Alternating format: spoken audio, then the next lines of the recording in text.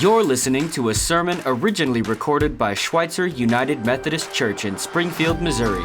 Check us out online at sumc.co. And if this sermon blessed you, be sure to share it with someone else. Thank you so much for listening. Now, on to the message. All right. So I was saying my anxiety is higher this morning. You wonder why? Okay. Hopefully that got out some of the cobwebs from my anxiety. My parents are here for the first time hearing me preach this morning, and I told them, I was like, oh my goodness, my anxiety is going to be higher because you guys are here. And my mom said, why? You've been preaching to us since you were like 6 years old anyway, so it should be fine. But that doesn't make a difference. It's still higher. So this morning, we're going to start out a little bit differently. I am going to share with you a children's book. And so I just want to start off with that, and then you guys can follow along on the screens and see the pictures. So the book is called, What Do You Do with an Idea?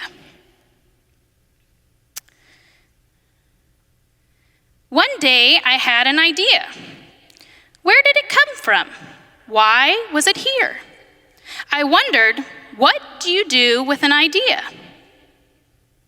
At first, I didn't think much of it. It seemed kind of strange and fragile. I didn't know what to do with it, so I just walked away from it. I acted like it didn't belong to me. But it followed me. And I worried what others would think. What would people say about my idea? I kept it to myself. I hid it away and I didn't talk about it. I tried to act like everything was the same as it was before my idea showed up. But there was something magical about my idea. I had to admit, I felt better and happier when it was around. It wanted food. It wanted to play. Actually, it wanted a lot of attention. It grew bigger, and we became friends. I showed it to other people, even though I was afraid of what they would say. I was afraid that if people saw it, they would laugh at it. I was afraid they would think it was silly. And many of them did. They said it was no good. They said it was too weird. They said it was a waste of time and that it would never become anything. And at first, I believed them. I actually thought about giving up on my idea. I almost listened to them. But then I realized, what do they really know? This is my idea, I thought. No one knows it like I do. And it's okay if it's different and weird and maybe a little crazy. I decided to protect it, to care for it. I fed it good food. I worked with it. I played with it. But most of all, I gave it my attention. My idea grew, and so did my love for it. I built a new house, one with an open roof where it could look up at the stars, a place where it could be safe to dream. I liked being with my idea. It made me feel more alive, like I could do anything. It encouraged me to think big, and then bigger, and then, oh, wait a minute, I'll do that again. It encouraged me to think big, and then to think bigger. It shared its secrets with me. It showed me how to walk on my hands, because it said it's good to have the ability to see things differently. I couldn't imagine my life without it. Then, one day, something amazing happened. My idea changed right before my very eyes. It spread its wings, took flight, and burst into the sky. I don't know how to describe it, but it went from being here to being everywhere. It wasn't just a part of me anymore. It was now a part of everything. And then I realized what you do with an idea. You change the world. So what do you do with an idea? You change the world. Many of us have had ideas over the years, I'm sure. And so I felt right away we need to talk about how do we know if an idea is from God or not? Well, I don't know that there's a surefire way to tell, but over the years, I have kept doing the same method over and over again, and it's worked for me. And so first, I always pray about it and ask God to help me discern whether it's from God or not. And then we always have to look at, does it align with the truth? Does it align with what the Bible tells us? Does it align with what God would do or what Jesus would do? And then one of the most important parts for me is going and telling a reliable friend. Somebody in my band or somebody that I'm in a discipleship group with that I can trust to help me discern whether it's from God or not. And then we come to, well, what does the Bible say about it? And so that's when I went to Jason and I showed him this book, and we started picking through, okay, what does the Bible say about ideas that come from God? So for the rest of this morning, we're going to assume that this idea or this dream that we're talking about is from God. So what does the Bible say that we need to do with that? And we started looking, and we came to Matthew 25, 14 through 30. And this is the parable of the three servants. It's called different names and different versions. But I want you just to sit back and listen to this morning. Verse 14. Again, the kingdom of heaven can be illustrated by the story of the man going on a long trip. He called together his servants and entrusted his money to them while he was gone. He gave 5 bags of silver to one, 2 bags of silver to another, and 1 bag of silver to the last, dividing it in portions to their ability. He then left for his trip. The servant who received 5 bags of silver to invest the money and earned 5 more. The servant with 2 bags of silver also went to work and earned 2 more. But the servant who received the 1 bag of silver dug a hole in the ground and hid the master's money. After a long time, their master returned from his trip and called them to give an account of how they had used his money. The servant to whom he had entrusted the 5 bags came forward with 5 more and said, "Master, you gave me 5 bags of silver to invest, and I have earned 5 more." The master was full of praise. "Well done, my good and faithful servant. You have been faithful in handling this small amount. So now I will give you many more responsibilities. Let's celebrate together." The servant who had received 2 bags of silver came forward and said, "Master, you gave me 2 bags of silver to invest, and I have earned 2 more." The master said, "Well done, my good and faithful servant. You have been faithful in handling this small amount. So now I will give you many more responsibilities. Let's celebrate together."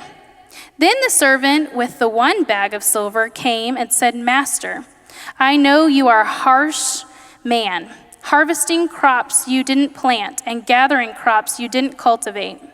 I was afraid I would lose your money, so I hid it in a hole in the earth. Look, here is your money back." But the master replied, "You wicked and lazy servant. If you knew I harvested crops I didn't plant and gathered crops I didn't cultivate, why didn't you deposit the money in the bank? At least I could have gotten some interest on it." Then he ordered, "Take the money from this servant and give it to the one with the 10 bags of silver. To those who use well what is given, even more will be given, and they will have abundance. But for those who don't think, even what little they have will be taken away." This parable is just packed full of different things. But one of the things that stuck out to me right away was the master says to each one of them, no matter how much they were given, that it was a small amount. So the master in the parable, we relate to God. And oftentimes we talk about the money that they're given, the bags of silver, as gifts that God has given us, as a talent that God's given us, or an idea, or a dream. And so what do we do with that? Well, the master says, I've given you small amount. For the 10 bags, for the 5, for the 1, a small amount. So I started thinking about that. What does this small amount mean? God often tasks us with small things to do. And does he do that daily? I started asking myself. For example, if I'm going about my day, working, I'm at the store, cleaning the house, and an idea pops into my mind to pray for somebody. Well, if I'm obedient right away and I say a prayer for this person, take a minute and give some time, is God going to entrust me with more next time he has a prompting? But the other hand of that is, what if I'm going about my day and I'm prompted to pray for somebody and I just think, oh, I'm too busy, I don't know what to even say to pray for that person, and I just skip over it. And I say, I'll pray later. Or how many times on Facebook do we see a prayer request and we type in the comments praying, but do we ever pray? Do you stop right then and actually pray? I am guilty of that. I think, I'm going to type praying for this person, and then tonight I'm going to pray about it. I'm not prompted in doing it right then. And so how many times in a day is God asking us to do a small amount so that he can entrust us with more? So that small amount started playing in my head, and I was thinking about it. But focusing in on the servant who buries his talents, why did he bury him? Why is his view of the master so skewed from how we actually view God? This happens all the time in our society, that we have people that their vision of God has become changed, has become hardened. And we could probably spend all morning talking about why that happens. But why does it happen that we bury ideas and we bury dreams? And the root cause of that is fear, right? Different kinds of fear that we let run rampant. Sometimes we are the best people to start a list of all the reasons why we should not do something. We can draw out a list a mile long.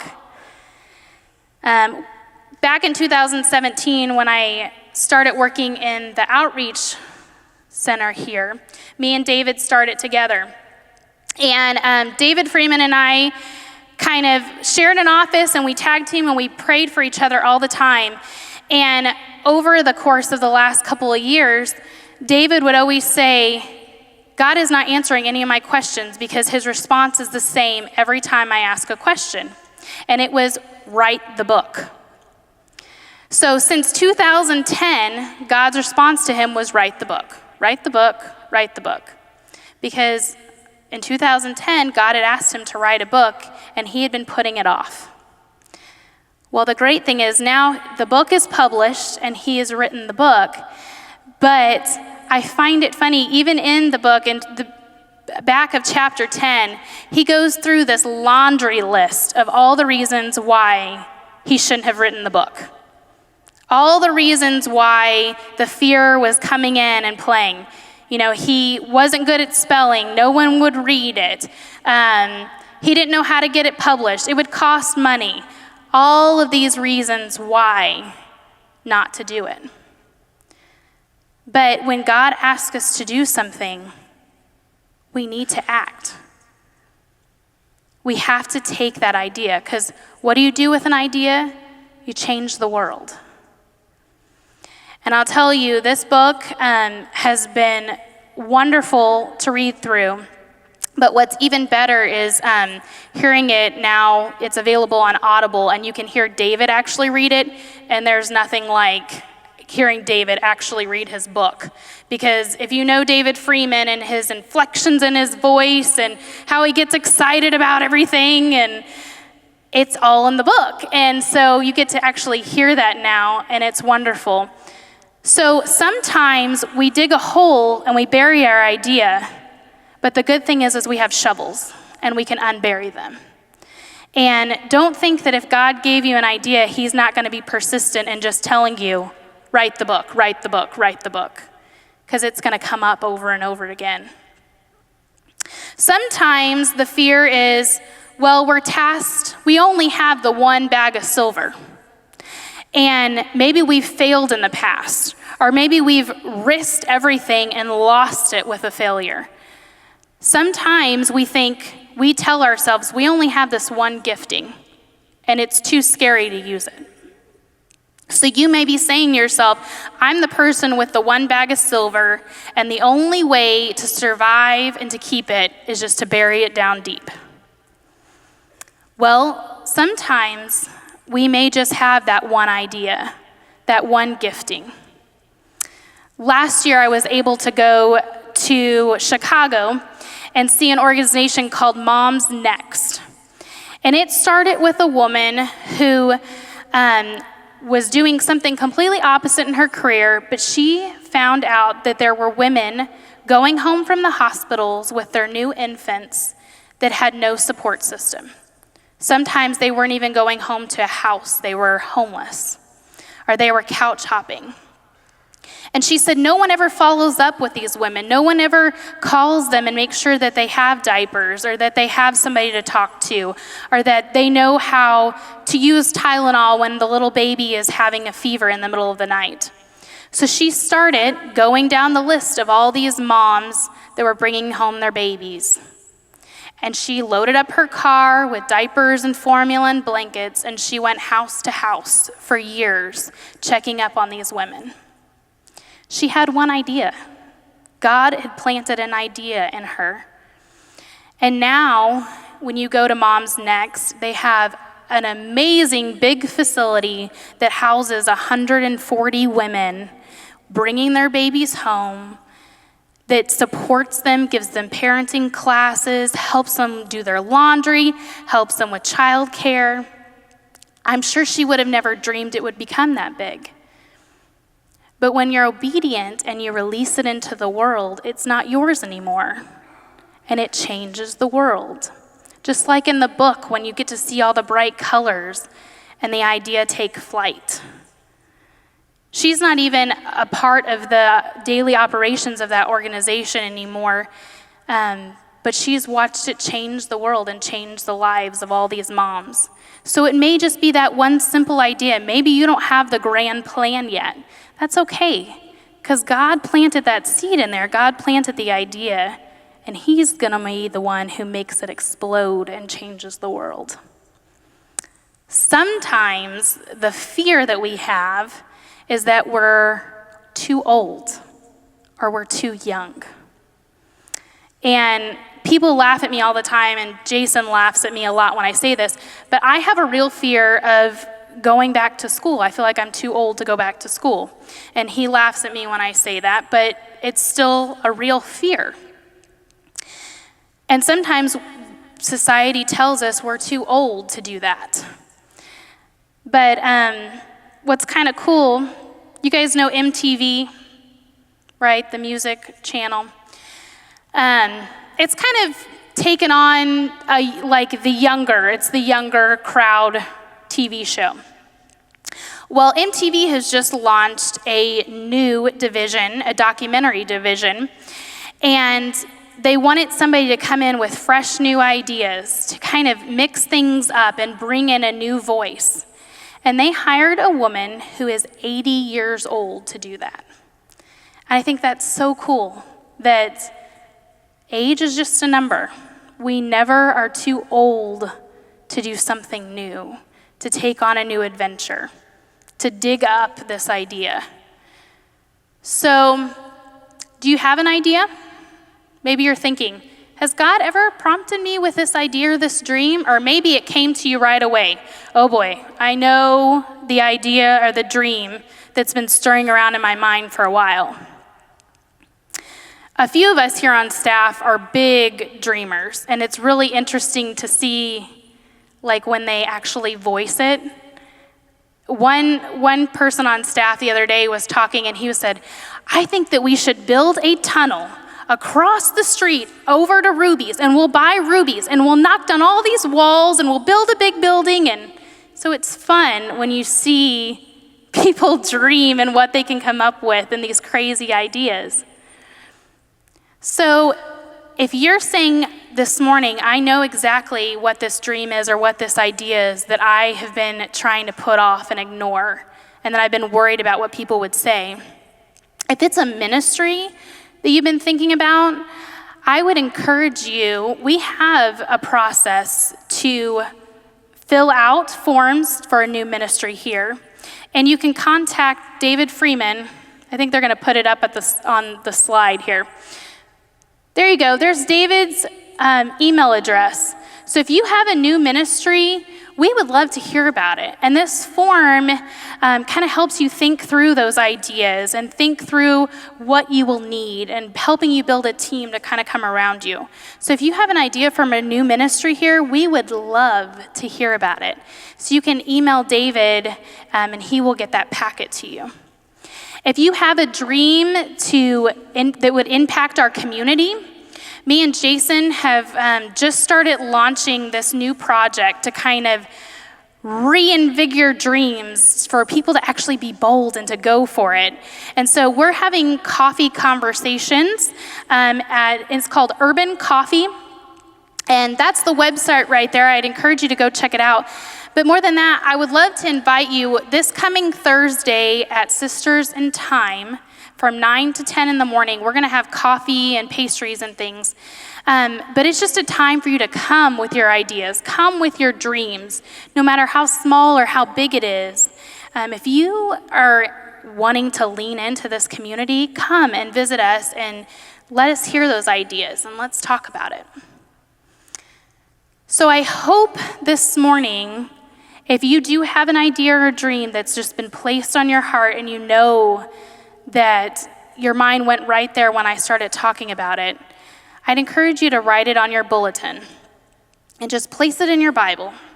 Pray about it over the next few weeks. See what God's telling you about it. And then maybe after a couple weeks, maybe you can share it with a friend, can share it with somebody here, can share it with a spouse or a family member, but share it with somebody. Because I want you to remember the last line in the book. What do you do with a dream? You change the world. And what it really should say is that God will change the world through you if you let him. Because it's not about what you're going to do with the idea or the dream. It's really about just surrendering and letting God take over.